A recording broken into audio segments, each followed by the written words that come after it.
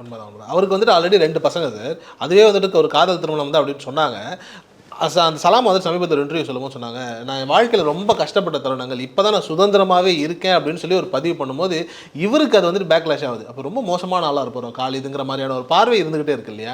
இப்போ ட்ராவலராக இருக்கார், பாதி நாள் சுற்றிட்டே தான் இருக்கிறார், ஃபேமிலி சரியாக பார்க்குறதில்ல வைக்கிறதில்லைங்கிற மாதிரியான கூட ஒரு மன வருத்தம் வந்திருக்கும்.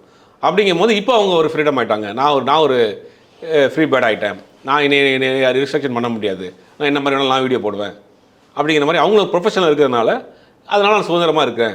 இவர் ஒரு ரிஸ்ட்ரிக்ஷன் வச்சிருப்பார், இதெல்லாம் போடக்கூடாது, இந்த மாதிரியான விஷயங்கள்லாம் பண்ணக்கூடாதுன்றதுனால அவரும் இருந்திருப்பார் நினைக்கிறேன். சுனைனா மேலேயும் ஒரு விதமான ஒரு பார்வை இருக்குல்ல. எப்படி வந்துட்டு ஒரு காலத்தில் வந்துட்டு பிரபுதேவாவுடைய ஜோடி, அவர் கணவன் மனைவியாக பிரபுதேவா வாழ்ந்துகிட்டு இருக்கும்போது நயன்தாரா அவர்களுடைய காதலுங்கிறது ஒரு மிகப்பெரிய சர்ச்சையாச்சுல்ல. ஆல்மோஸ்ட் அப்படி தான் இங்கே சுனைனாவை கொண்டுட்டு வந்து சேர்க்குறாங்களே, அது சரியாது அந்த பார்வை சரியாக தப்பாங்கிறது அந்த 3 பேருக்குள்ள நடக்கிற விஷயம்தான். என்ன நடந்திருக்கு நமக்கு தெரியாது.